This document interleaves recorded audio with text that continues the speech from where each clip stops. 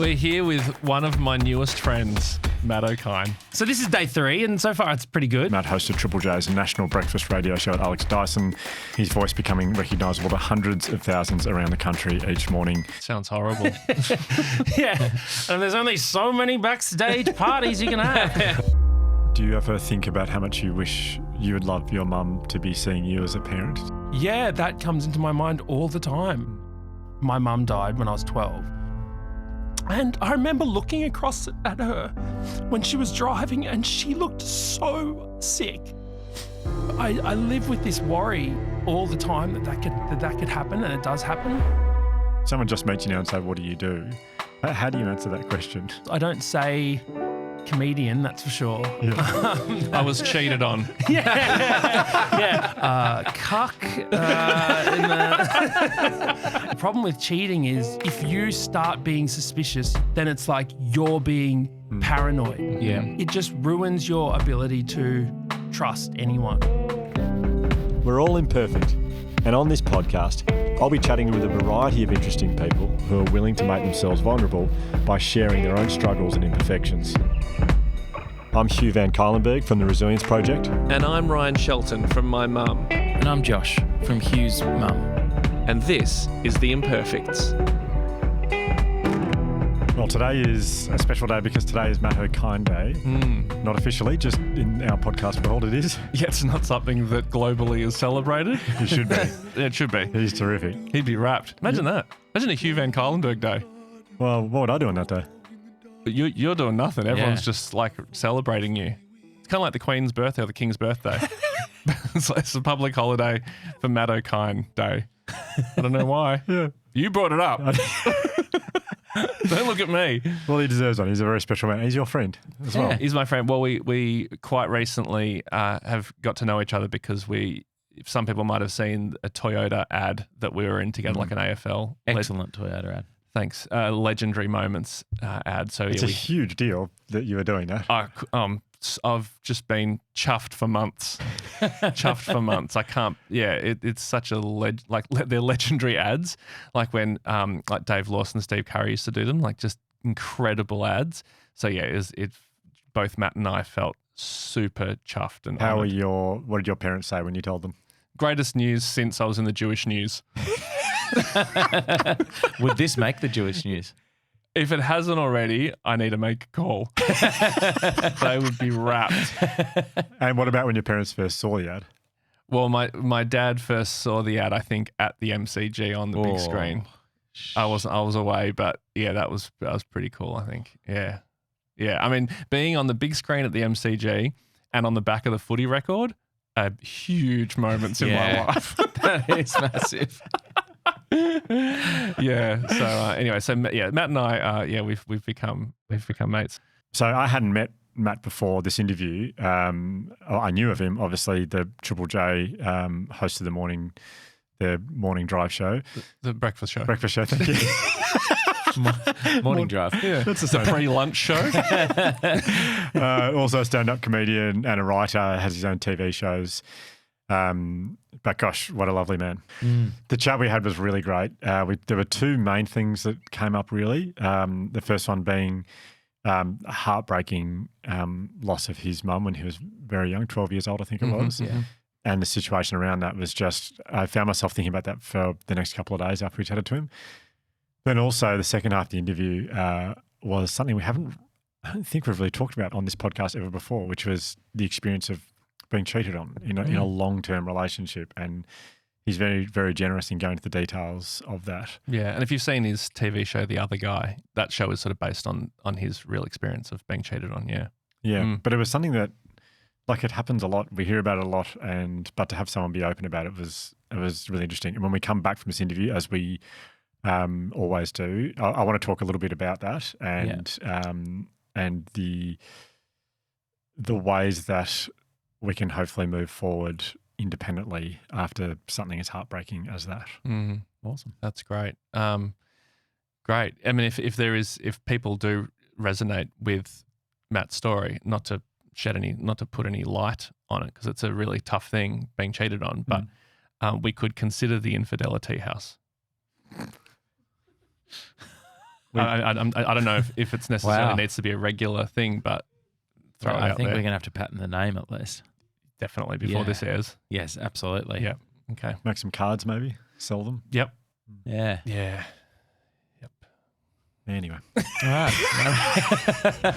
Yes. Great. But this is Matt Okine. Lovely, lovely man, Matt Okine.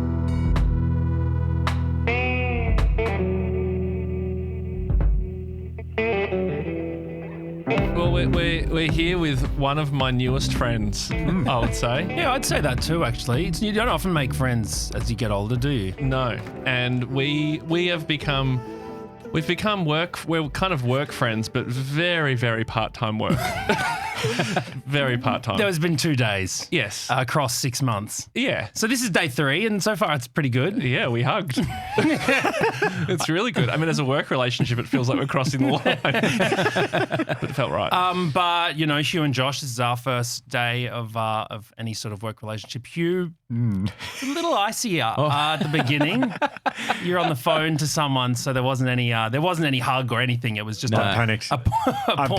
panicked. I didn't know what to do. I wanted to give you the warmest greeting possible, but I also had been on hold to the bank forever, and I just called back as you walked in, and Yeah, you're not gonna. I don't sit above the bank in the in that. I knew in you that regard. so I can't far give you above any the- money. You know what I mean? Like I Well, they're not going to give you any money either, to be honest. But I reckon you'd happily loan him money at bank rates. yes. That would be a pretty good business. Anyway, I apologise. Oh, not at all. Not at all. It's been great. I mean, I was nervous. It made it easier for me. You know, I was like, I didn't know what I was going to do. Well, you so- said you do your thing, and that I was like, thank you. He gets that this is. I've been on the phone to the bank a lot recently. I bought a house earlier this year, and it was extremely stressful. Yeah. And I know that you can't complain about buying property being stressful in this sort of climate. It's Give it a go. It's kind of like complaining that your lobster dinner gave you food poisoning. Like Yeah. people Yeah. don't care as much. Yeah, but I will say you got to pick the right lobster.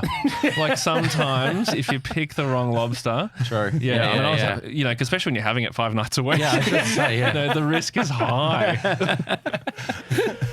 So Matt Okine, everyone will know who you are, no doubt.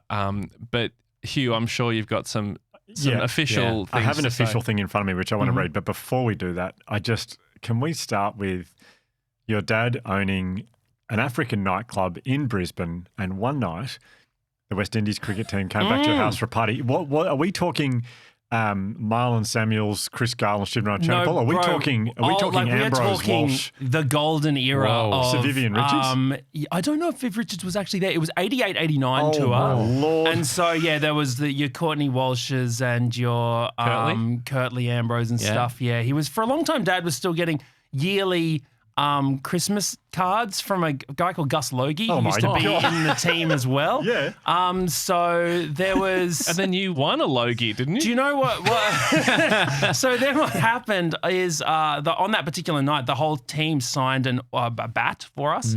And I was 4 or 5 years old at the time. The only memory I really have, and a lot of the Australian cricket players were there as well, but the only memory I have is a guy called Jimmy Adams, who's a left-arm orthodox batter, bowler, holding me up and almost hitting my head on a light. And I remember thinking, wow, this guy's just, you know, this is huge. He's a hero. And anyways, that day they signed a big bat for me, all of their signatures, Whoa. and the entire team. And, you know, I was 4 or 5, so I didn't really know what it was or care what it was. And it just sort of went into the cupboard for a couple of years until I was old enough to start playing cricket. And I suddenly became really enamored by again, the West Indies that had come again in 92, 93 that season. And so I was watching a lot of cricket, and suddenly I wanted to start playing cricket. And so, you know, my next door neighbours had a backyard that was good for cricket, so I'd go over there, and well, we didn't have a bat. The only bat we had was this bat that was in the cupboard that had a bunch of scribbles on it, man. Like, there's just some names scribbled on it. Why is it in this glass case? I can't use it in there. And so anyway, I just kept using that bat day in, day out until all of the signatures had worn off, except for at the very bottom, the signature of the team's physiotherapy. Why is he signing the back? So a few regrets What's in he that doing? aspect. I can't help but imagine the day where the bat was being signed and someone passed the physiotherapist the bat and he looked around and he's like, okay. He would have felt so special. I do feel bad that history, is gone, but the memories. So that 88, 89 tour. golden era. So West Indies tour in Australia, 88, 89. Mm-hmm. Our dad was a dentist, and he was the dentist for cricket at the MCG. So if someone got hit in the mouth, he would go and he would go and sort them out. My dad's a dentist. Really? No. Yes. Yeah, so And a nightclub owner. Yeah, well, he was running a nightclub at the time, so he was doing that sort of nights and weekends, and then he was doing he was in the school dental van. I mean, if this is the day we find out that you guys are brothers, I'll be shocked for lots of reasons. He used to do the dental van, but in the 1982, when the Commonwealth Games were in Brisbane, he was also kind of the unofficial dentist for the Ghanaian team. So, the boxers and, runners Incredible. that came out. Yeah, so I mean, we're all on the same page here. Really are. Yeah. Unbelievable. Wow. So back then, the opening batsman for the West Indies, there was Gordon Greenidge and Desmond Haynes. Yes. And Desmond Haynes needed a dental checkup, so he went and saw Dad, and I would have been 8 or 9. He would have been about 3. Yeah. But Dad said Desmond Haynes is coming today, so I made as a 9-year-old, I made Desmond Haynes a card, one of those cards when you open it up, the mouth opens. Yes. And it said on the card, "You're not the only one who likes cricket, just so you know." And it was just like me holding a bat, just like. So the mouth had no context? Well, I guess it he was me. the dentist. It was me, and I was talking. So it's my it's your mouth face. opening, and with a speaking bubble saying, "You're not the So only you're one." not who the likes only cricket." one. Yeah, Yeah. which sounds quite aggressive. I Really. know, I was going to say, did he allege that he was the only one? Was there any, Anyway, he gave Dad a sweatband, a West Indies sweatband, which remains probably still in our house to this very day. Yeah, I used to wear it at parties heaps in like 2005, West 2006. Yeah. I'd pop on Desmond Haynes and tell everyone, this is Desmond Haynes. And like, who? Yeah, I know. Unless it's Lara, it's hard to kind of get the importance across. But I But often look back at that and think, did he wear a sweatband to the dentist? Like, or did he carry it around just in case someone wanted something? Oh, like a that's bag of true. sweatbands as like gifts for people. I don't know. But anyway, there you go. Oh, We wow. should do a podcast on West Indies cricket. And dentistry. and dentistry. It's the crossover no one knew we needed. Yeah, it's the Venn diagram no one saw coming. Anyway, let's do the bio. Yes, sorry. So Matt grew up in Brisbane and was often greeted by the question, "Where are you from?" followed by, "But no, where are you really from?" With his sister 7 years older, Matt spent quality time growing up with his mum at the Toowoomba Flower Festival, and with his dad listened to Triple J on the drive to school. Making it, so Bella did the research here, and I'm so fascinated by this next line. It says, "Making it to nationals," in brackets, accidentally for triple jump. How did you accidentally end up? Well, I mean, it wasn't really an accident. I did the jump. No, I was actually it was unexpected, I would say. Yeah. I mean, Okay. I'd always been into athletics, but I remember in year 12, I was starting to kind of wag a lot and not really care much for school. Right. And on the day of the athletics, I remember just kind of, I wasn't even at school. I think we'd just gone down the road to get some hot chips and frozen Cokes and all that sort of stuff. Yeah. Then I remembered, oh man, the triple jump's on. And I really like triple jump. So I quickly rushed back to school and I ended up doing it and winning it. And then something happened. I don't know what happened, but in this brief period of my life, I just became really good at triple jump. And suddenly I was at regionals, and then I ended up going to states, and then I ended up making the Queensland team and going to nationals. And then I just stopped being good. And that was it. It was just like this weird little 6-month period of being real good at triple jump. But then I moved on to AFL. Yeah, because it says here that your success in the triple jump attracted AFL scouts. Which again, how does that That is happen? an It was one. more. It would look okay. So what actually happened is I was playing in my school's AFL team, and I ended up scoring 6 goals in our sort of league comp grand final thing, and there was some selectory people there, so they came up to us, a little tap on the shoulder. Hey, why don't you join this program called the NAB AFL Star Search? And they were getting people, they're all around 17, 18 to come and be a part of this training program. So cool. you would go to like the Gabba and do all these testing, and you'd go to sort of regional comps, and, it was like an intense training program. That's the dream. I know. And I was hoping for that in Auskick. Yeah, right. Well, so suddenly it was like, oh, this is a slight possibility, you know. As part of the program, you're meeting players from the Lions who had been through that program as well, you know. So you're thinking, okay, this could actually be a thing. And at the same time, I auditioned for drama school and I got into QUT, which is sort of Queensland's version of NIDA. It's a full-blown kind of 5 days a week conservatorium stock course. Like a drama school. Yeah. And so anyway, on the first interview with the head of the drama course there, she said, you know, what do you do outside of acting? And I said, well, you know, I'm currently doing this AFL program. And she said, oh, AFL. Oh, no. No, you won't be able to do that and do acting at the same time. Was she hoping you'd play league instead? I said, why not? And she said, because you'll hurt your face. Oh. And I said, oh, I haven't really thought about that. And she said, yes, you can't be coming here after a weekend of football with cuts and scratches on your face. You might get some scarring on your face. You cannot hurt your face. It is your most important instrument. And so she's like, you either have to choose to do the drama or the AFL. And so...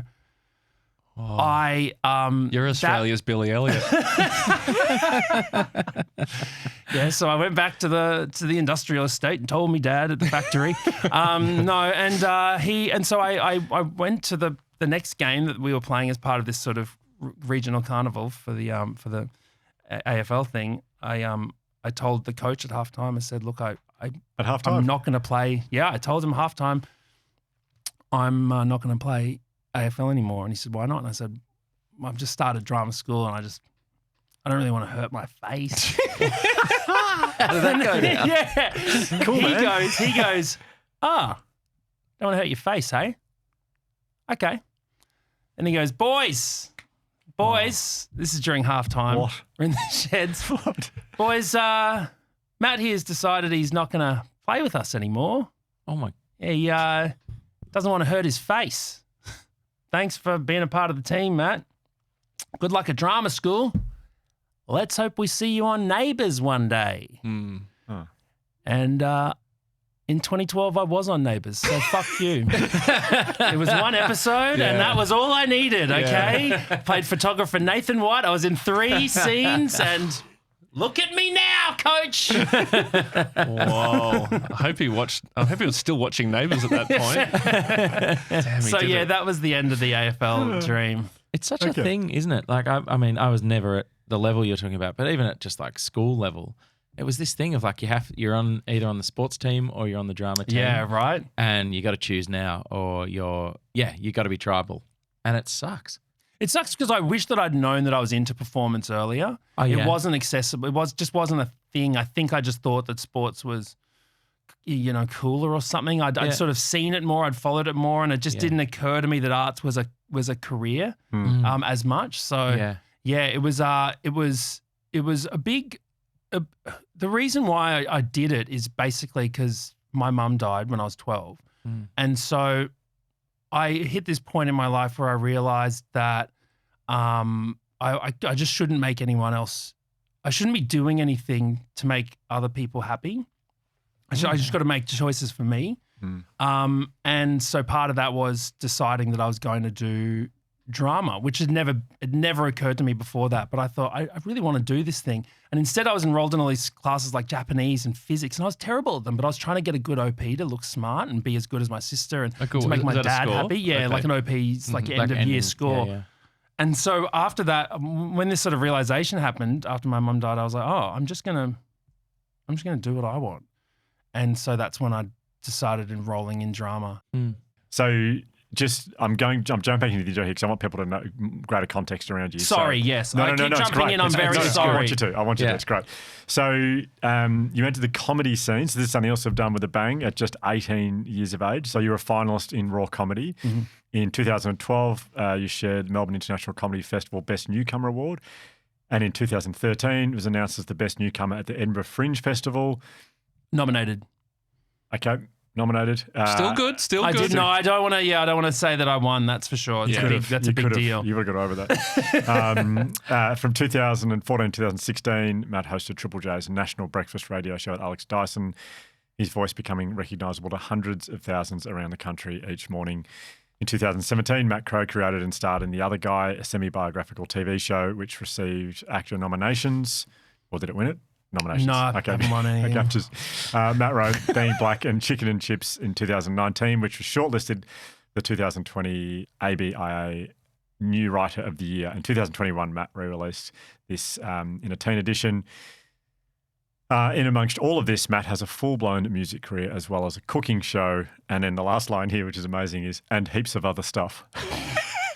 That's a lot of stuff. Yeah, I don't that is know a if lot. there is heaps of other stuff. You do, but comedy, acting, sport, music. Dad? Yeah, which is, you know, I mean, one of the probably the most rewarding out of all of them. Not to sort of sound cheesy, but that's the job I'm loving the most at the moment. Absolutely love it. So how old are you? My daughter's 6 years old, it's Sophia, and it completely changed my life. It's been awesome. In what way? Because I think it changes everyone in a different way. Yeah. You know, it changed me.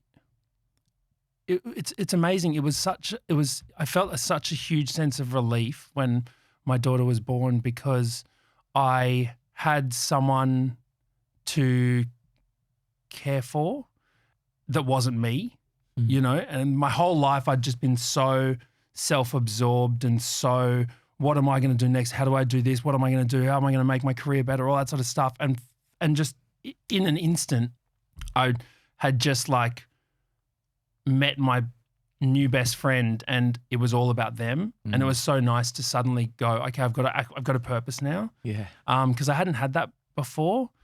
And I think I'd been chasing it for a long time. I think that part of that sort of, you know, the want to be on stage and to be recognized on a global scale or your national scale or whatever, a lot of that was chasing some kind of validation, I guess. And so to suddenly realize, oh, this is the most important person to me. It's not thousands of people. It's one person is actually the most important person to me now. And so that was, it was a really great sort of change in my life, and something that I'm just eternally grateful for having the experience of. How would you describe her? She's really funny and she's smart and she's playful and she has really cool curly hair, and I just love her. We've hit a point now that she's 6 where we do stuff where, you know, if we're kicking a ball to each other or something, I just think like, I can't believe that you're just thinking so independently. You're just your own person and you're doing all this stuff with me, and it really is like you've got a best friend. It's like, it's amazing. It's like, it's great. But there's a deep concern at times as well because my mum died when I was 12, I'm constantly fighting the worry that something might be happening to me, or that something might happen to my partner, or that something might happen to her. And I think that anyone who's lost a parent at a young age, you really suddenly realize that it could happen. It's not just something that happens to other people on TV or something that happens in books or anything. It happens, and it doesn't happen where you can plan it or see it. It just happens. So when I was 12, you know, I just finished primary school, and I'd won the Ducks Award at my primary school, and I was straight A student, and I was playing all these sports and all that sort of stuff, and life was awesome. It was awesome. And then one day my mum got a headache, and it was just a headache. You know, mums get headaches. They always seem to have headaches, or their back hurts or whatever. They're mums, and that's it, right? That's what you think when you're 12. Another headache. Yeah. And then, you know, she didn't go to work for a couple of days, and she was just sort of a bit bedridden. And I was just starting to go to high school, so I was sort of just starting to do my own thing. I didn't need to get dropped to school anymore. I was catching a bus, so I was going to and from school every day, and she was just still in bed. And I remember thinking, like, she's just in bed, you know, like she just keeps being in bed. And no, I wasn't annoyed with her, but it was just like, it was strange. Yeah. And then, you know, I remember there were moments that I look back on it that I feel really upset about, because, you know, I just didn't understand what was going on in like what was actually happening.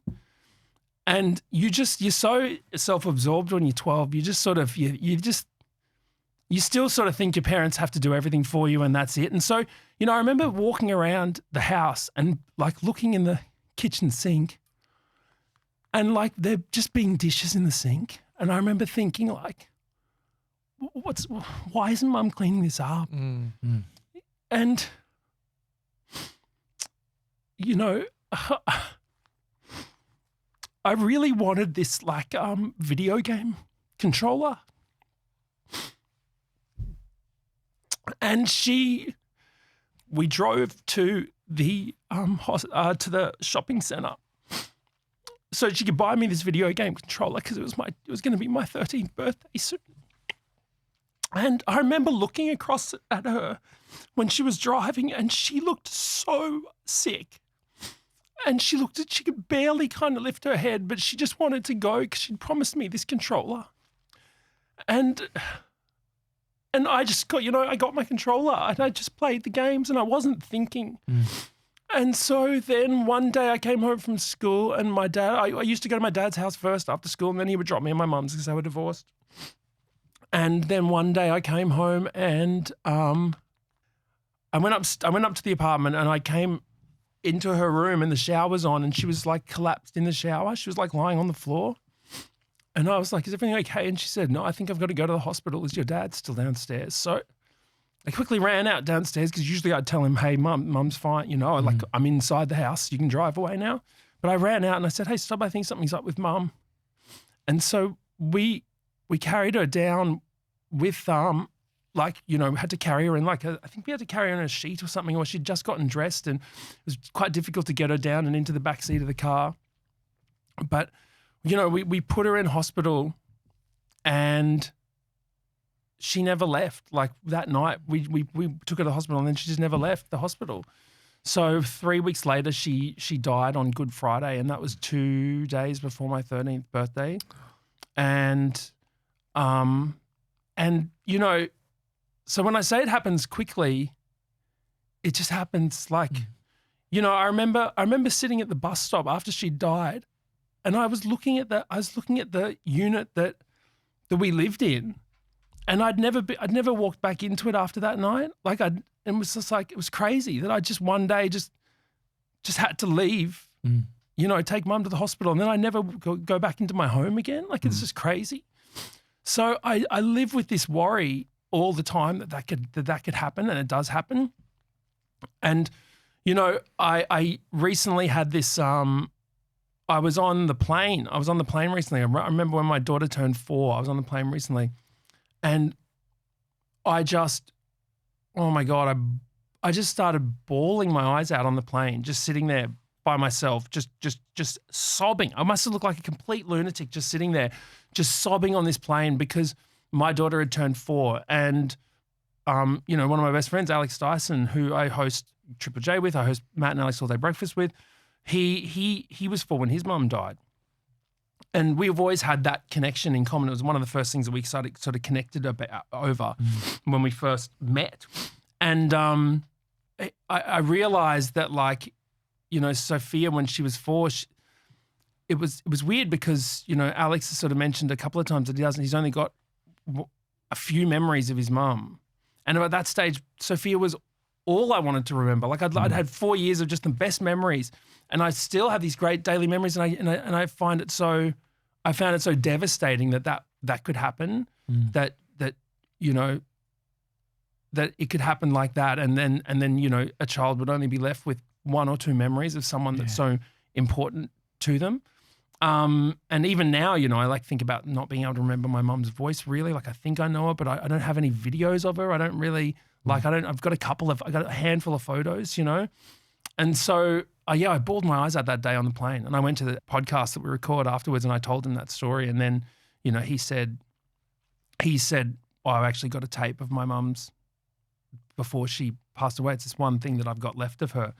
And we played it, and it was some of the most gut-wrenching kind of audio that you'll ever hear. And it was so beautiful and so painful and everything. And so to know that it happens, I get so worried all the time. Oh, of Thank course. you. Like I've heard people talk before about losing a parent, and it's heartbreaking to listen to. I haven't heard it told in that I don't know, the different memories you have in the detail and the Well, yeah, it's heartache the little is things. obviously so It's all of the little things that lead up to it that make it so the things you remember. Or, painful. Yeah.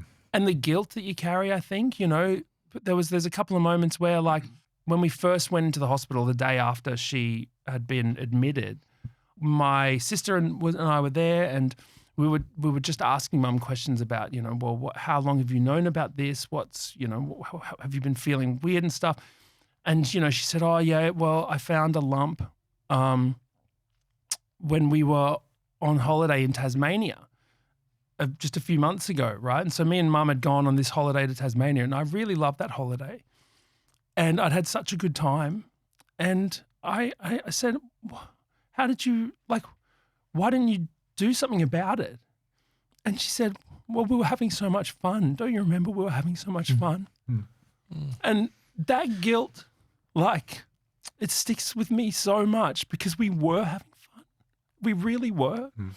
And, you know, I know that it's not my fault, but you feel responsible at times when in those things, it's so complicated. Yeah. And so, you know, that carries with you for a long time. Just that moment carries with me for a long time. Do you ever think about how much you wish you would love your mum to be seeing you as a parent? Does that come into your mind? Yeah, that comes into my mind all the time. It comes into my mind all the time.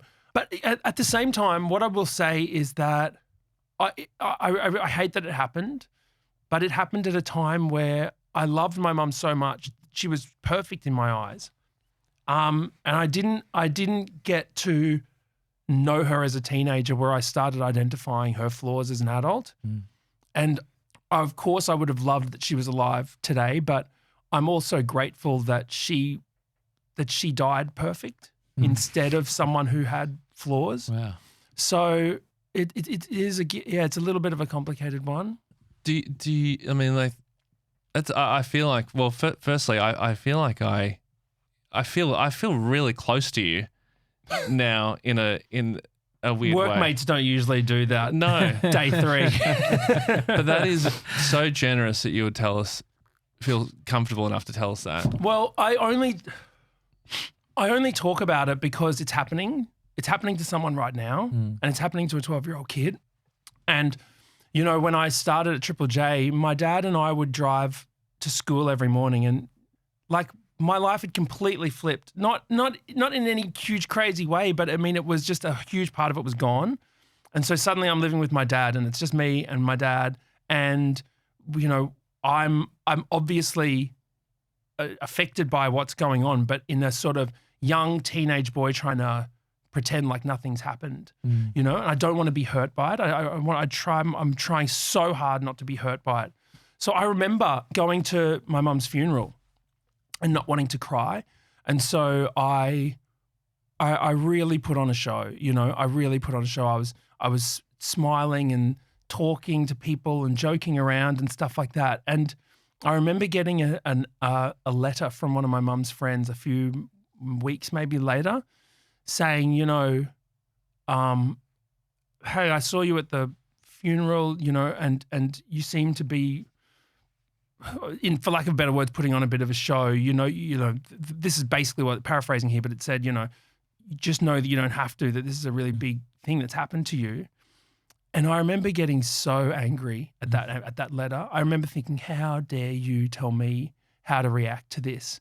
And she was right, 100% right. But I was just trying to process everything the best way I could. So a lot of it came down to me just squashing all the emotions and, you know, and being tough, I guess, in that classic 90s boy mentality, you know. Do you remember the first time you did cry? Oh, yeah. I remember. Because I went to drama school. This is 5 years later. Oh my God. So I didn't cry about it until my first day at drama school. Wow.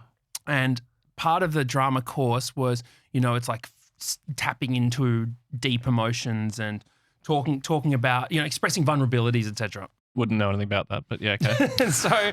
So anyways, it's really like, it's stuff like sitting down opposite someone, and saying, being here makes me feel grateful because I've seen, so much about this podcast before, and to have, me on makes me feel like that, feel seen by guys that I respect and appreciate, and I like that. And, sitting here opposite you, Ryan, makes me feel, again, I'm amazed because I used to watch you on TV when I was sort of wanting to be in your position. And so to now feel like we are peers is like, it's a huge moment for me, but also to know that you've been so nice and welcoming and a genuine sort of person is something that I really appreciate. So it's that kind of it's just sort of talking about just honesty and just trying to be as open as you can. So that was the process. Can I just jump in there? Because that's so surprising to hear that, assuming that's real. No. I haven't been to drama school. I'm a very good actor. Very good. Because I've had so many moments like that of thinking about you, because you got the thing that I always wanted, which is your own TV show. You got the kind of autobiographical thing, and I used to think like, God, I was very, very envious of the things you've done. So that's so wild to hear that. Well, look, so the point was that, we were very trying to be open about everything, and I'd never been open in my life. And so when the very first day the acting teacher said, we're going to do what's called a coffin monologue, talking to someone that's passed away or you imagine to have passed away. And so I was standing in front of the class, and he said, okay, now have you got someone that you want to talk to? And I said, yes. And he said, okay, well, you start. Did you make sure that this was being marked before you got into it? Is this being marked? Because I'm not going to pull out the good stuff yet. Okay, yeah. And so then I just stood there. I didn't know what to say. And then the teacher said, why don't you just start by saying, being here with you now makes me feel. And that was the first sentence. And then I just burst into tears. And I'd never cried about it before. I'd never fully acknowledged. So a lot of that first year of drama school was me really acknowledging all of the hurt that I was carrying for a long time. And so that was a huge turning point for me. Wow. And it definitely changed me as a person significantly. And so I'm very grateful for drama school. A lot of people sort of make fun of drama school for various reasons, but for me on a personal level, it really changed who I was. I feel like that's the people I know who have gone to drama school or even heard about who have gone to drama school. It sounds like that's the best version of what you're hoping to get from it. Some sort of like getting in touch with something that wasn't previously attainable or reachable. Yeah. So when it's kind of, I also know that some people who hated all those exercises, they didn't want to explore that. And I think you've got to kind of submit to it. Otherwise it's not going to work for you. But it definitely, I felt like it worked for me. So, going back to what I was saying when I was driving to school every morning with my dad and, in this sort of weird place of not knowing what my life was anymore and, trying to connect with this guy who obviously was, my dad, and we'd like lived together in parts, but not in this way suddenly. Yeah. And so, driving to school, I would listen to Triple J every morning. That was sort of one of the things that binded us, I guess. Every morning we'd listen to Adam and Will. You're like, oh, a whole station about triple jump? Cool.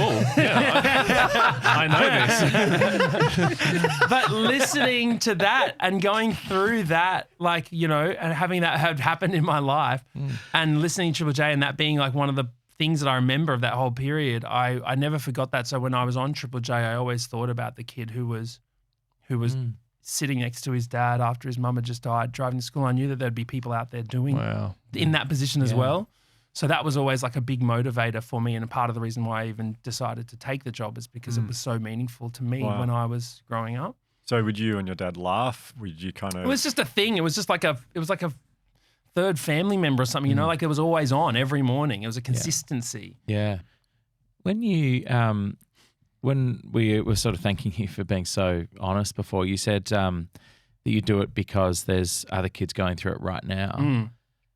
Was there something you wish someone said to you or did for you back then? Or no, but I tell you what in one of the earlier sort of, while she was still in hospital, I had to sit down with a psychologist or a counsellor in the hospital, and it was looking like she was going to die, and I felt like I knew that, and I understand again why this person danced around the question of will she die, but there was well, we're not sure at this stage, anything is possible, et cetera, trying to kind of sugarcoat it almost. And what I really wanted is someone to just say, yeah, but I know they can't. I'm sure there's protocol that they can't. But again, I remember feeling really, really angry that no one would just say, look, she's going to die. Yeah. And because then you feel like, oh, there's hope. And then when it doesn't happen, you feel silly. You feel silly for dreaming or the possibility. And yeah, you can't blame anyone for that. There's protocol around all this sort of stuff. But it definitely, at that time, I wanted someone to be real with me. Yeah. And to not dance around it. And also when it happens, people start being weird around you, because they don't know how to act. They don't know, they feel, they their eyes look away because they don't know whether to look at you or not. You can feel the pity coming off them, like leaking out of them, and you just hate it so much because like all you want is to be treated normally. So I guess that would be the only thing. Like don't step around them or anything like that. Yeah. Like, this is a thing that they know has happened.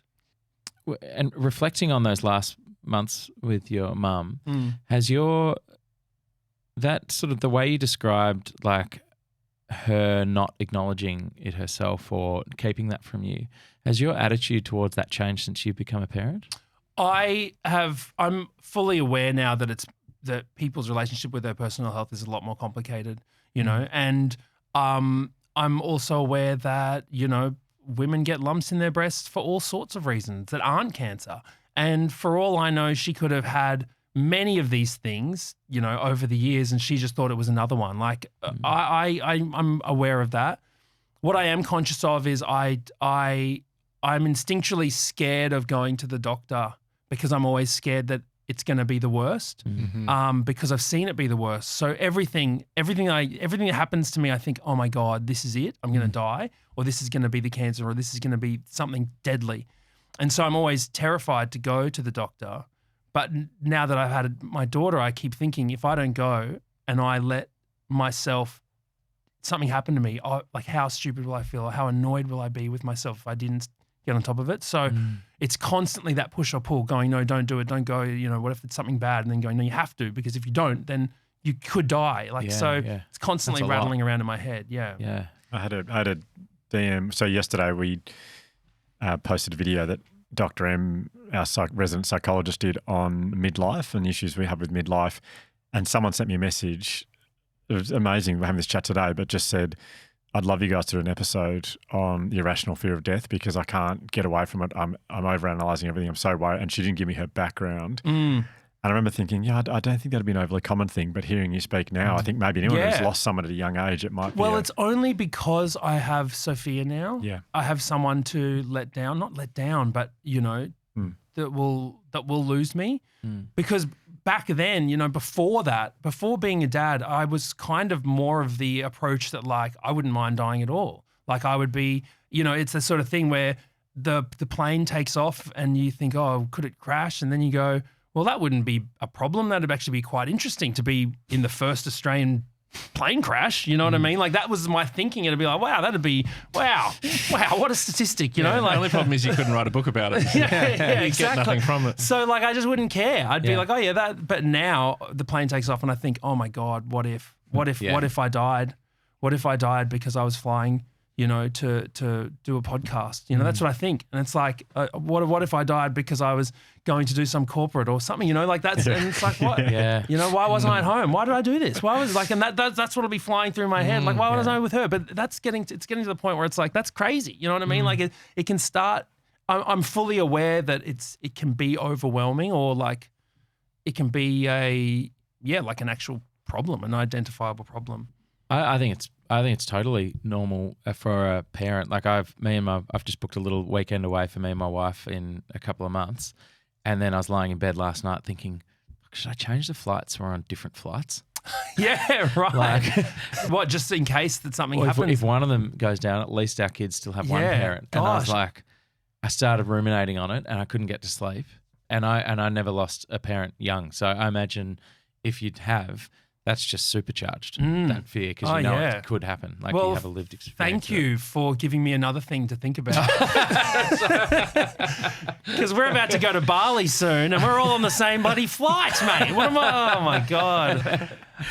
You before you sort of talked about, you just mentioned it briefly, the guilt that you were feeling, like as a that you sort of carried with you, you know, when you think back about the time before your mum died. And I'm just sort of curious, is that like a feeling that you carried around with you a lot, even as an adult? And if you did have that, any sort of guilt, how do you, I don't know, like process that or work through it? It's not something that I had figured out until much later. Because when I suppressed it all, it was just like, that was the thing that happened and I'm not going to get upset about it. That's life and we're going to move on. And it was only when I started crying about it and going, what is it? What is it about all of these things that are really actually hurting me? It wasn't that she died. That wasn't the thing that was hurting me. It was all of the things around it, and it was the guilt that I was carrying, the feeling that I may have been responsible for it. That was what was hurting me. So that took a long, long time. I did not think about it at all until I was, late teens, early 20s, and unpacking every single moment and memory. Very early on, you said something that I'd love you to explain the link of how this works, where you said that after losing your mum at 12 and then you were at that, the footy drama junction, you said, I lost my mum at 12 and it made me, after a few years, decide I'm not going to do things to please other people. How do you, I didn't quite understand the link of how that works in your mind. It was that realization that anything could happen to me at any moment. Oh, okay. And so I wasn't going to waste any time anymore doing things that I wasn't really committed to. And deep down, I knew that I wanted to be a storyteller. I wanted to perform and stuff. So that was it. I think that if that hadn't happened to me though, I think I would have lived a very safe life. I think I would have not taken risks. Yeah. Because it definitely taught me that what's the worst that can happen? Like, you try and you fail, but you're not going to die. And at least if you try and you do die, at least you died trying. That was what I started realizing. Yeah. So, so I just decided to go for it. And I've kind of carried on that mentality for most of my career, but it's ramped up more and more as I've gotten older. So when I do all these things, part of that is really just a challenge to myself to try something new and something that I've always wanted to do. And because I'm not scared of failing, so I just sort of just keep doing them and just giving it a go. And, sometimes it works and sometimes it sucks and I don't really care. Like I like trying. I talked to a friend once. I ran into a friend who I went to uni with about, a few years ago. And she had been studying writing at university. And I remember, we were talking about what we've been doing since uni. And I said, oh, so how about you? How are you going? How are you going? You writing anything? And she said, oh, no, I'm not really writing anything at the moment. And I said, oh, okay, why not? And she said, oh, look, if I'm going to be honest, it's just a bit scared of failure. That's all. And in my head, I thought, oh, that's funny because you are failing now. Like you're failing right now by not trying. Like the only way that you can fail in any kind of endeavor, especially when it comes to creativity and stuff, is by literally not doing the thing that you're supposed to be doing. Even if you try, at least you're trying, and so you're not even failing if you try and it's not successful. That's what people they think that failing is something that's not successful. That's not at all what failing is. Failing is not doing it. That's what failing is. If you try, you're pass. You get a C- at the very least. You tried and you got there. So I always think about that. I'm like, well, I'll just try. And if it's not the most commercial successful thing, or people don't like it, or it gets a 1-star review, like, no, well, I tried. I guess tried that's my like best. the difference between like failing publicly and privately in many ways. So it's like to not do it. It's such a great insight. Like it's so true. Like I never thought about that if you don't do it, then you are kind of failing. Yeah, immediately. But you do get to avoid the public humiliation that you fear. Yeah, but which is weird because I do know, you always think that people are going to think you're silly for trying or something like that. But then I never think that about other people. No, neither do I. So, no. Yeah. so I always go like, why would anyone think it about me? Like, it's almost like it's so self-indulgent to think that people are going to be really criticized or like thinking you're silly for trying. Like, and if they are, then that's crazy. They're like, that's well, it's probably something they silly. need to figure out. That's on them. It's not on me. I'm just trying something. So once I got over that little hurdle, I was like, oh, I'm just going to try everything. You know, I'm just going to try whatever I feel like doing, and if it works, it works. If it doesn't, it doesn't. So that was a big step. So you know, you'll see in your like in your bio that you just read, I think you were talking about I started comedy when I was 18 and stuff like that, and then it jumps to 2012 when I won Best Newcomer, and there's like 8 years where I wasn't doing anything, and that's because I wasn't trying. I was just expecting things to happen to me. Oh, really? So you won Raw Comedy? I didn't win Raw Comedy. I made the national final. Then I did a couple of other things. I won the competition, got on Rove in 2008. That was a really big step. Wow. And then nothing for 4 years. And that's because I just kept going to these clubs and I was just doing the same old material. And I just kept thinking that someone was going to discover me or someone was going to be in the crowd. They're going to tap me on the shoulder and go, you're going to get your own TV show. Well, I guess that happened to you in the footy world. Yeah. Yeah. Kinda. So then suddenly I realized like, oh, I actually just have to do stuff. It's just up to me. I've just got to do it. And so that's when I started writing my shows and writing the stand-up shows. And then suddenly they become books or they become TV shows. And suddenly, magically, my whole career starts blowing up when I actually just start trying. Like it's just, It makes so much, it seems so simple when you say it like that. But of course, I mean, I had a very similar realization of like, for years waiting for someone to give me the opportunity that I wanted. Yeah. But then eventually you realize that it's like, actually everyone's just doing their own thing. Yeah. Like, why are they going to do it for me? Yeah. And there was a really big wake-up call. So I was working in a call center and I remember, one of the people I was working with, we'd gone to uni together and we kept talking about writing this show. We're going to write a show about actors at a call center. And we kept talking about it. And one day at lunch, I remember thinking like all these shows on TV, like all the producers who were big, it didn't just magically happen. They had to just make it. They had to just try it. And I remember saying, okay, well, I think I'm just going to try this thing. Like, let's just try and make it then.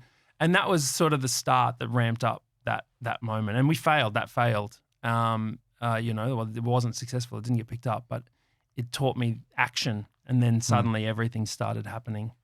I think it's taken me a long time to learn that lesson. I'm not sure I don't think I've like imbued it as fully as you have. But one of the things that I've learned to add to that, I think, is that the knowledge that the trying is the fun part too. That I didn't realize. I always saw the trying as like, oh, this is all proof or all a journey of you discovering the things you're not good at. Whereas I'm learning to flip that and go, no, that's the fun bit. Yeah, and I think that's why I keep doing different things. It's because it's like, oh, because actually what you do is you fall into a cycle where things start becoming easy or they start becoming automated in a sense. Like people ask me why I left Triple J, and it wasn't because I wasn't enjoying it or that it wasn't fun and good, but it became the same thing every single year. And you start following the same, this year we're doing Unearthed High this time, and then Splendor in the Grass happening this time, and then Big Day and blah, blah, blah. And every single year, and then it starts becoming a process. Yeah.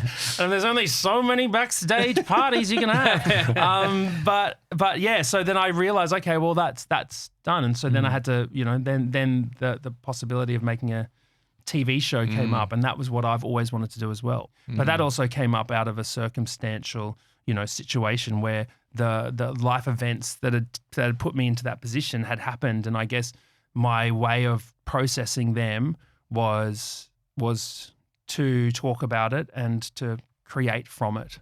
Well, I mean, do you mind if we talk about that? Because that was like a seemingly a huge event in your life, which probably turned your life upside down, which then became the other guy. Yeah. So what? Tell us the story. Well, yeah. So basically, the other guy is about a radio host who finds out his girlfriend of 10 years has been cheating on him with his best friend. And they'd all been living together in the same house, etc. It sort of blows up this guy's life.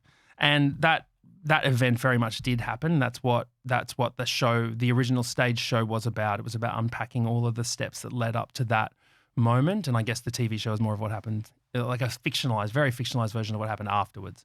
But as far as the event goes, it definitely, that was something that happened in my life, and it was very much a life-changing event as well. Yeah. So, I would put that, my mum dying was obviously a very impactful, informative part of my life and really shaped who I was. And I guess that this event then changed who that person was as well. So people ask you things like, did you know what was going on? We all lived in the same apartment in Sydney. And so I didn't know. You start picking up on things. You start picking up on weird things, weird behaviors that you can't really put your finger on. You go, why is that? Why did that happen? Why did they just do that? And the problem with cheating is unless you are told or you walk in on people doing it, if you start being suspicious, you're the crazy one. Yeah. Because if you start asking questions like, hey, why did you just do that? Then it's like you're being paranoid. Yeah, or and jealous. that's what happens. Yeah, you're being jealous. You're being paranoid. And so you start getting played in this like real gaslighty way where you can't ask questions and all you can do is observe and try and figure out what the hell is going on. And then you start figuring out, am I crazy? Am I paranoid? Am I jealous? And the things keep happening, and they keep happening over months, weeks and months, and I don't know, possibly years, until eventually, it all comes out. And that is like when it happens with a bunch of people that it just ruins your ability to trust anyone. Yeah. So suddenly you start freaking out about who knew and who was hiding things from you, and was it happening with other friends, and is everyone did everyone know? Am I such an idiot? And so when it comes to like the cheating thing, it's like there's an element of trust and then there's an element of shame, and the breaking of the trust is bad because you carry that suspicion of trust forward into all sorts of relationships. So once your inability to trust people is broken, it's very difficult to say, well, that was an isolated event and I need to be able to trust people. You have to really train yourself to do it, and you have to really keep saying, hey, don't, like, you can trust people. Like, I find myself having the wildest thoughts sometimes that are completely unreasonable. I remember trying to be in relationships after that happened, and then your partner will literally go and get milk from the shops, and you're thinking, are they going to get milk, or are they going to see someone else? And you think that is impossible. It's not even logically possible that's happening, but you just start thinking. I mean, I remember talking to a friend whose partner had taken their own life, and so now they're in a new relationship, but that thought of, when someone goes out to the shops, they might be going to do that. It never stops. And so, the trust thing, I'll be with my group of friends and suddenly I'll think, oh, did they know? It'll reawaken itself, that paranoia, that fear. Yeah. So how did you find out, and did that have a significant impact on you, like the way you found out? No, it was I remember we had we were all partying a lot back in those days. We were all very young and stuff. And I came into our bedroom and she was kind of asleep on the bed with her phone on her stomach and a what's it called? Like a pop-up, like a when a message notification thingy, preview thingy came up, and it was from him saying we'll have to figure out a way to tell him. Wow. And so I remember, and this is after months, by the way, of me going, hey, is something going on? Like, and then it even be like, there's something going on with you too. Like, I was really expressly asking this, and no, you're being crazy, being paranoid, blah, blah, blah. So they denied it to you as well. Totally. And so then when it happens, so when you see a message like that, the next morning when we woke up, I said, look, I saw that message on your phone and I don't know, like, we need to have a talk, obviously. And then that's when it all sort of trickled. I wouldn't say it all came out, but it trickled out. Yeah, that was the okay. first drops. Gosh. And suddenly, you're there going, okay, well, like, is that really what happened? Well, or, is there more that you're not telling me? And then a little bit more comes out, and then, okay, well, and so it was all this big, long, hours long conversation that suddenly you just realize that everything that you know is unraveling, and it has all these big implications on your friends and your living situation and everything. And then the weirdest thing happened is, after a while, you're like, okay, well, I'm hungry. And they're like, yeah, I'm hungry too. And it's like, well, should we go get something to eat? And you kind of like have a lunch break in the middle of this, like, you go to, it's like, well, I haven't been to that burger place that we, and so it's like, yeah, okay, let's go to the burger place. So then you go to the burger place and you're sitting there and then you're like, but like, because like, it's not like the movies. It's not like where you walk in and suddenly, oh, get out. And then, you're throwing their clothes out the window. Yeah. Don't you ever come back? It's nothing like that. It's just like, oh, wow. Okay. Well, life as we know it is not going to be the same from this point on, and I guess we better figure out how to change it. So you didn't get like furious or angry? No, I didn't. Mm-hmm. I get angry about it still. Like I still do get angry. I get flushes of frustration about it, but that really more comes down to the lying to me. That was from both of them. That's what annoys me the most. It's not. Yeah, it's just like when they make you feel so stupid or paranoid or everything. That's what I get really frustrated of. It's like, why did you do that to me? Like, why didn't you just call it off? Yeah. That was a perfectly reasonable thing to do, and I would have had to deal with it that way. But to make me feel like I'm the crazy one Put and it on paranoid you, one, yeah. like why would you want to hurt me like that? How did you discover trust again with your current partner? Yeah. I guess there was the realization that it's like if someone fails, if someone like thinks you're silly for failing, then that's a them problem. So the realization for me was, well, I can't control anything that other people are doing. And if that is something that they want to do, that's something that they want to do, and I can't really stop them. And all I can do is just hope that they don't, and I have to just trust them. And, my partner is amazing in acknowledging that this is an event that has happened to me before, and so understands that might be something I'm worried about. But also, I don't know, there's so much trust there because there's been no indication whatsoever at all in any way, shape or form that she would ever be someone that would do that. Yeah. And so, it's just a constant kind of, openness, I guess, about it. I had maybe it's a similar thing you're talking about, but I remember when I was really early in the relationship with my now wife, we've been together for a very long time, and I was driving to her house and I started to get jealous about a guy that she worked with or something like that. And John Lennon's Jealous Guy came on, and it's so cheesy and cliche, but I was listening to it and I was like, oh yeah, this is a choice if I want to become jealous or not. Yeah. And it was similar, exactly the way, I hadn't thought of it this way, but the thought of like, well, I could choose to be jealous, but that will pervade this relationship and probably end it. Yes. And I will never know if it was all because of me or anything like that. Or I can just go, I'm just going to have to trust.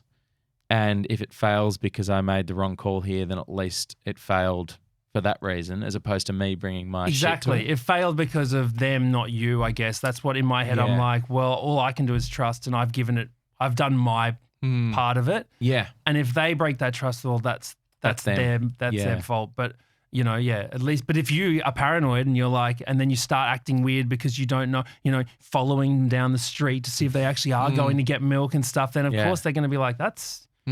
Stop. Yeah, like this is it. It's over. And then you've ruined it because of you. Yeah, exactly. So I definitely tried to take that first way. What years would this have been? Like, where were you? Oh, this was the first year of Triple J is when I found out. What year was that? 2014. Right. Did you talk about it on Triple J when it happened? No, it was a really difficult one because I was still trying to figure it all out. And it goes on for months. Like, so we were still trying to see whether it was going to be a worthwhile relationship to repair, whether there was reasons that it could that it could still work. And because, again, it's not like get out. There's so many questions. It's like, okay, well, why was this happening? Why did you do it? What were you trying to get out of it? Is there something that was lacking in our relationship that you were trying to see? All those sort of things. Your names are all on the lease. It's like so tricky. Yeah. Yeah, well, you want to process it all. And so it went across months. But, I mean, at the same time, you're on this brand new breakfast show and you're sort of, up at 5 o'clock every morning, 6 o'clock. Hey, how's it going, everyone? And when you've been crying all night the night before, like you haven't slept a bit because you've been having this intensely, painful breakup experience. And then you're out there, hey, here's the new one from Gang of Youths, and you're like, oh, it was hard, But Alex Dyson was there and he was a really great, support person for me throughout it, because in between songs you're sort of going, oh gosh, this happened and I don't know what to do about this. And just to have someone who would listen to all of the issues I'm thankful for Alex very much. What is his friendship and I guess like a healthy or a great male friendship look like to you? What does it mean to you? I mean, Alex and I are so open with each other, and I think that that's what has always been apparent in our career and in our friendship. The very first time we did a test together at Triple J Studios, I came in, I was driving from Canberra to Sydney to do this test. And I'd never met Alex before in my life. And I walked in and he said, how was the drive? And I said, oh, well, I'm a little bit paranoid about, driving on the highway now because I recently got pulled over for driving in the right-hand lane. And this cop had pulled me over for, driving in the right-hand lane without overtaking. And I got like a $330 fine and 3 points. I was so angry because I just didn't think that was a real law, but it is. And so I just told him that, and he sort of came back and was talking to, me and Alex, we were riffing on this, and we're riffing for about 5 minutes on it. And then it was just a really fun conversation, and we finished that, and Alex said, all right, well, let's record a test. And the content manager, Ollie Ward, at the time was in the room, and he goes, you weren't recording that? What the hell were you thinking? That was amazing. And so we realized very, very quickly that we can't talk off air. Yeah, exactly. Anytime he says something, he'll be like, oh, so this, it's like, whoa. Is this the show? Is it a show thing, or do we talk about it? No, we hang out off air as well. And his friendship to me has been one of the most important, not just through his skill, what he actually brings to the radio and to the podcast, and his smarts and everything, but his support, I guess, and we really back each other, and we back each other's ideas, and there's a lot of trust in each other's work. So for me, whenever you're in a duo or you're working with a team, and you'll know this, it's very much like, what I love about it is that no one cares who's kicking the goals as long as they're going in the goal. You know what I mean? So it's just like, and that's what we've always worked really well together with. It's like, if you want to be the funny one, or you want to be the serious one, or if I want to be the funny one, whatever, it doesn't matter. Let's kick the goals together. Let's win the match together. And then that's it. So that for me has been a real... no ego. None. Absolutely. And Alex Dyson just has zero ego whatsoever at all. So it's been really, it's been a friendship that has meant so much to me, especially considering what was going on, 2 months into our show together, this new co-host that he's had to bring on after working so long with, someone else, and the audience is getting like, who's this new guy, and get off air and all this sort of stuff. And he's just like supporting me 100% and backing me, and then, trusting in me and everything. That friendship, especially at the time, meant the world to me. That's right. I forgot about that because it was with Tom before. Yeah, Tom and Alex. And Alex. And then, and they'd grown up together like in Warrnambool and stuff. And so I was just like parachuted in. Oh. And people, some people liked it. Some people were, hated it. And from what I've heard about like the Triple J like text line, it can be pretty brutal. Oh, it's brutal. But it's so funny because it's like, I remember one of the first one of the first tweets I saw when we'd started, this guy like, saying how crap I was and how not funny it was and all this sort of stuff. And then I remember when we said goodbye and we wrapped up after 3 years, get this tweet going, oh, you guys are going to be so missed. It's going to be so sad to see you go. I'm like, bro, I remember your tweet. I'm like in my head, I'm like, I know you, dude. You think I've forgotten that tweet 3 years ago? I kept it in my head, man. So am I petty? Maybe, but no. So yeah, the friendship with Alex has just been incredible. So who do you, like, you've done so much. If someone says to you, someone just meets you now and say, what do you do? How do you answer that question? Oh, yeah. I usually just say, it depends. If it's at customs, I don't say comedian, that's for sure. Yeah. I was cheated on. Cuck. So no, I don't know. Like, yeah, I usually just tell, like, if I were to sum up everything that I do realistically, I would just say that I'm a storyteller. I just tell stories, and I just tell stories in different formats. That's all. So sometimes I tell short stories for 5 minutes in radio segments. Sometimes I take 2 years to tell stories for TV shows. Sometimes I tell stories on stage. Sometimes I tell stories through music. I just sort of tell stories. That's what I like. And what do you feel professionally? What do you feel most proud of? At this stage, the Toyota ad. Yes. I really do, actually. I really love that Toyota so ad. good. I'm It's really, brilliant. really glad about it. It's so weird because people don't, I don't know. It's easy to kind of say that advertising is a certain thing, but it was amazing. It was such a good experience, and I'm so proud of the product. I'm actually really proud of what it is. Yeah, advertising's not important, but when you're in an ad, it's special.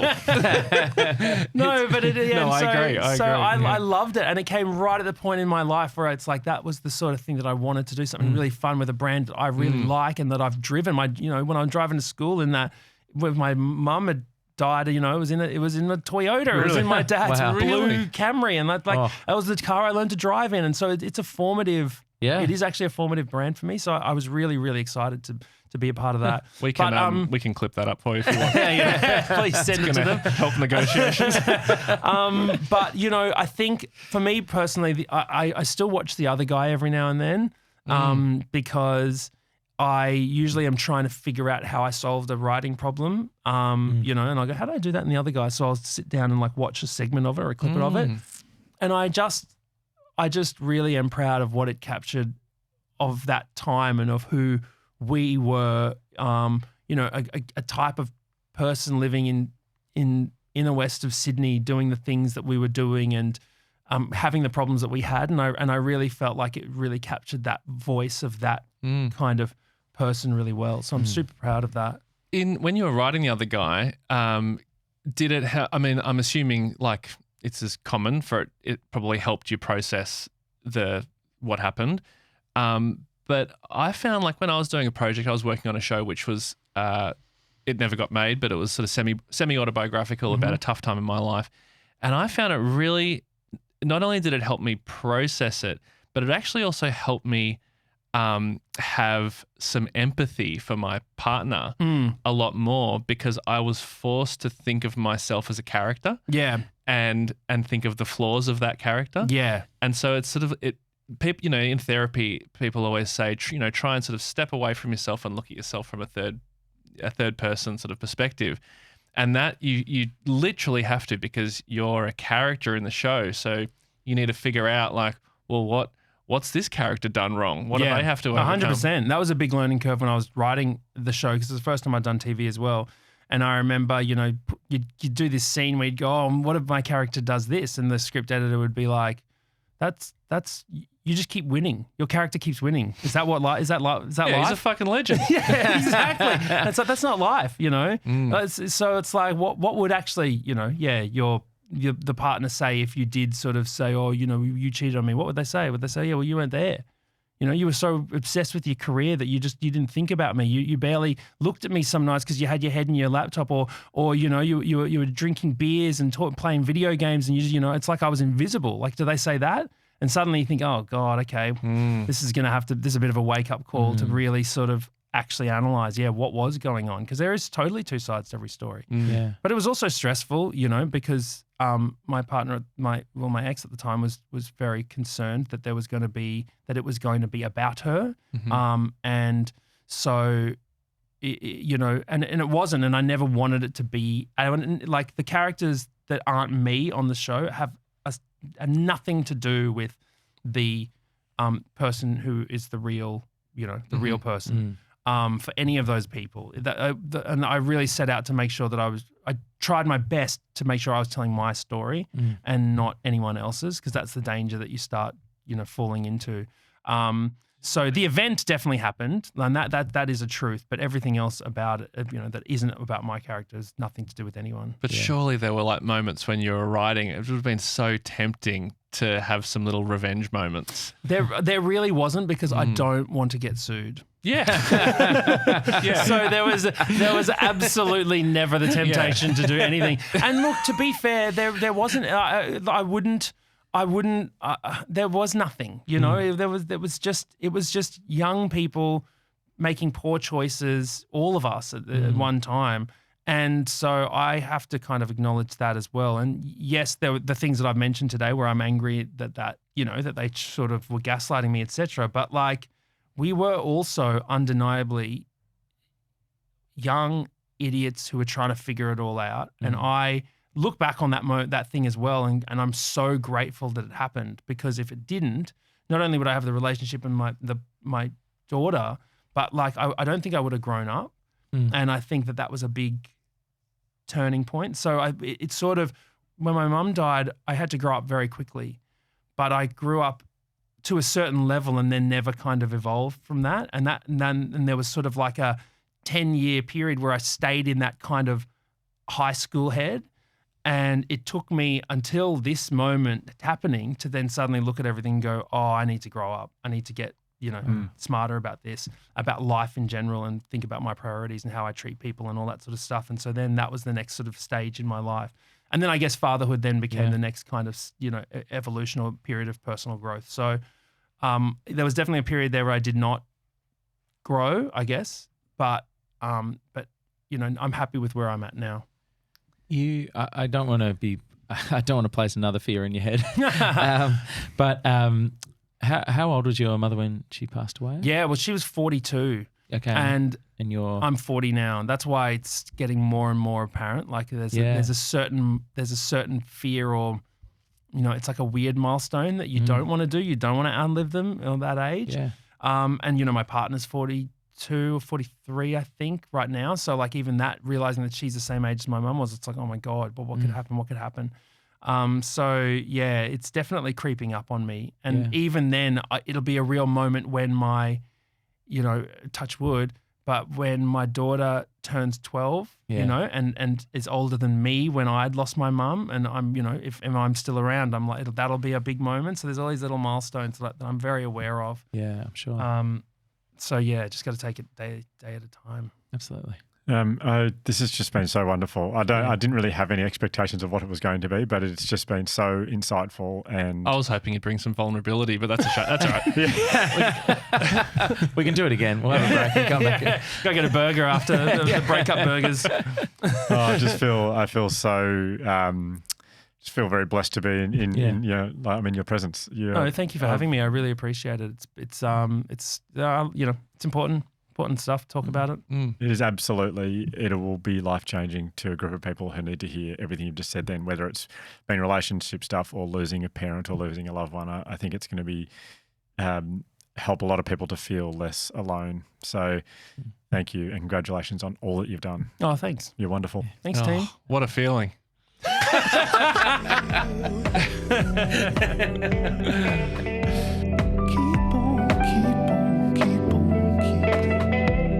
For those of you just listening to the episode and you just, you know, you heard Matt Okine, what a generous thing. But at the end, you know, of course, I joking and said, oh, what a feeling. What you wouldn't have seen or heard is Matt and I both just jumped out of our chairs just a little bit. Just a small little jump. Can't even see it on YouTube. No, just you can't. It's little. such a small jump, but we're so well trained that when either of us says, oh, what a feeling, we have to jump. Yeah. Trained or like contractually? Well, true. Good question. It started as contractually. Even as we're saying it now, I'm doing little mini jumps. Whenever I see it written, even I have to do a small jump, just for the rest of the year. So yeah, but it's good. I think it's good brand alignment. Absolutely. Yeah. Yeah. Well, let's zoom on to the rest of the episode. Okay, here we go. It's Mazda versus Toyota. It's a car off. It's a car off. Yeah. Anyway, so Matt O'Kine's obviously so much to talk about, reflect upon. But Hugh, I know you wanted to. Oh, they were just Josh. You will probably be able to attest to this, but in previous relationships before, when they've ended for me, I have tried desperately to hang on to them for a very, very long time, and have never had like a clean exit. I don't think from a relationship. It's always been me trying to thinking, no, maybe we can make it work, and just sort of trying to get back. And the breakup has a long tail. Yes. Yeah. Yeah. And so I was thinking about one particular breakup that I had where I was so desperate to make it work. Even at the time I knew it wasn't right. And then even when I started to feel a bit sick with anxiety of like, what am I doing? I know this is wrong, but I just couldn't help it. So the reason I want to talk about this is I feel like Matt talked about the fact that when he was on Triple J, the affair had happened, he'd been cheated on, and then they spent the next few months trying to work out if they could make it work. Which when I heard him say that, I was like, why? You just got cheated on. Like, it seems so simple from an outsider perspective. It's like, just leave. How's that going to work? As in, I knew it'd be hard to leave, but I didn't think there would be a stage of like, well, let's try and make it work. And I'm not saying that everyone's in that individual situation. Some people can make that work and do a really good job of that, and that's actually works out really well. For me, hearing that, I was surprised when he said we're trying to see if we could make it work. So, and it got me thinking about relationship breakdowns, and so how so often in hindsight you look back and go, well, of course it was never going to work, but you do struggle to make it work, and it is a really tough period where you find yourself wanting to go back to what is familiar. And so I was just thinking back to this one particular relationship after a long time of trying to make it work, when it was absolutely dead in the water. There were three things that I sort of looked back and just wrote about this morning that really helped me, that might help people who are clinging on to a relationship that they kind of know intellectually just isn't right for them.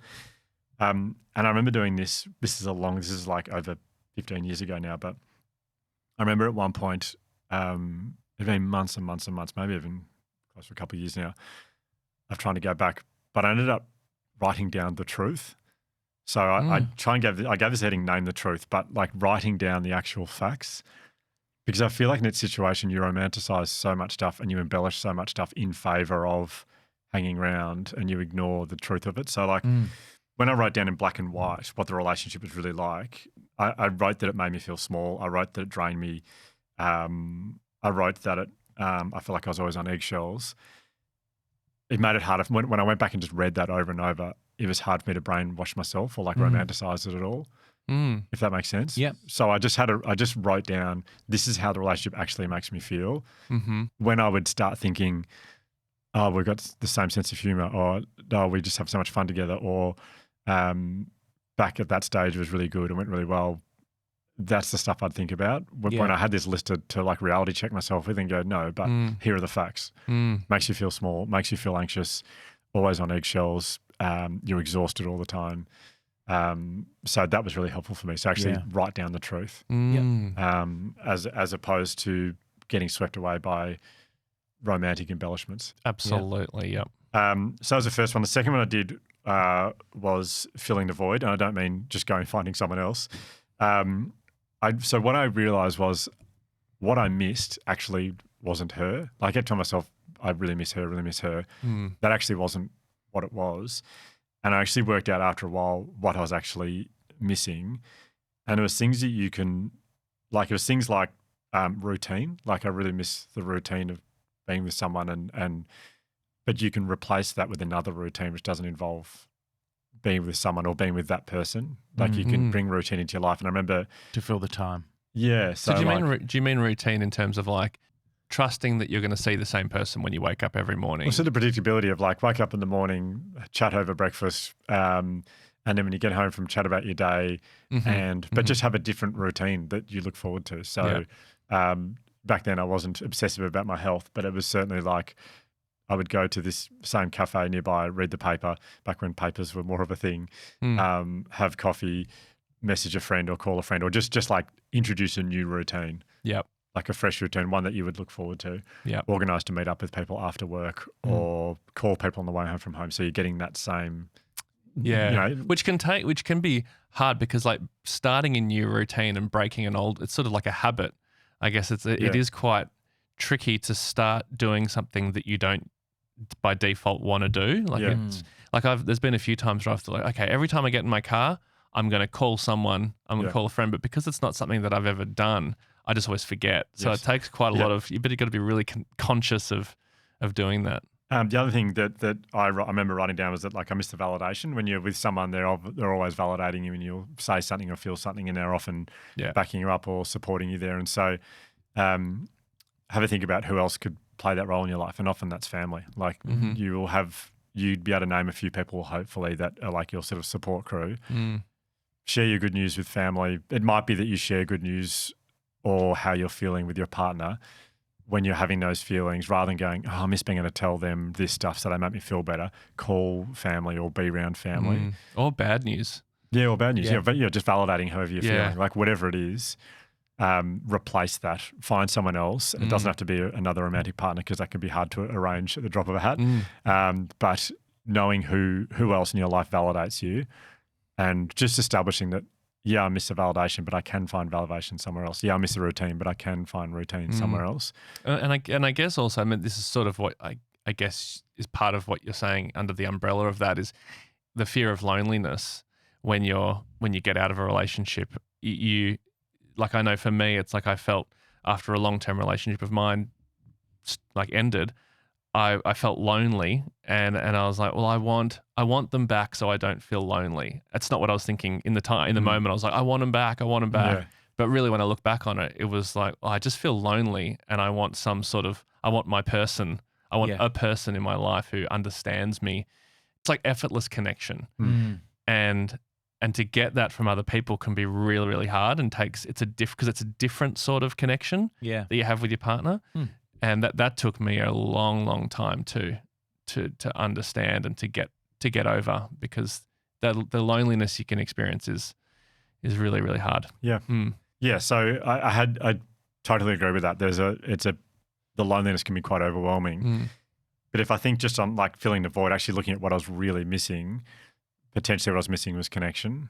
And the connection you can get from friends and family, it's life-changing, like friendships and the love you have for family.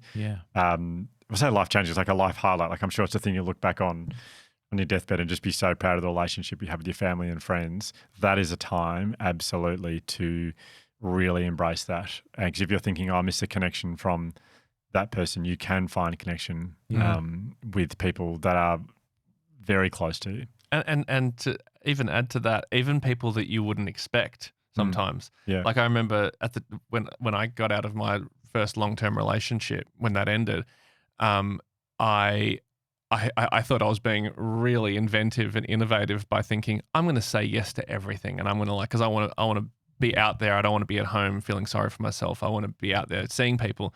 So I made this like pledge to myself that anytime anyone ever invites you to anything, you have to go. It's like I've since found out that lots of people do that. It's a very common thing. But at the time I thought it was very unique.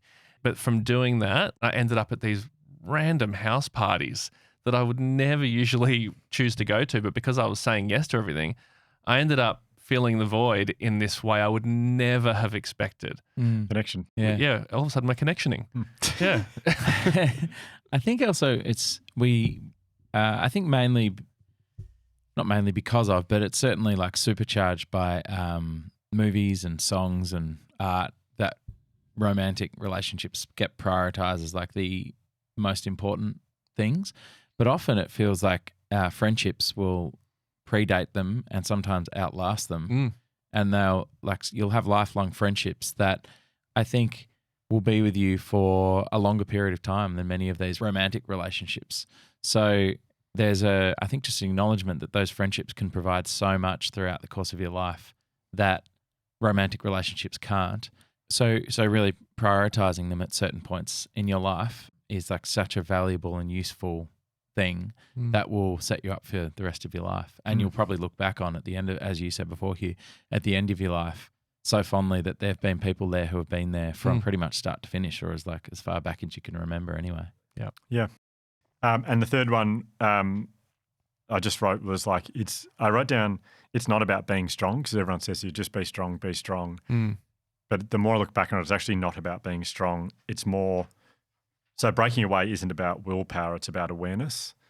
So like just being aware the whole time of your feelings that come up and feeling lonely or missing routine, or just be aware of what that is Yeah. rather than being strong. So And when being aware, being truthful about what you're aware of. I guess coming back to that first one as well. Yeah. So it's not about being strong. It's more about awareness. It's more about support, and it's more about going, okay, I'm in for a bit of an uncomfortable time. Like the next few months or 6 months, whatever, it's going to be uncomfortable, but you will come out of it. Mm.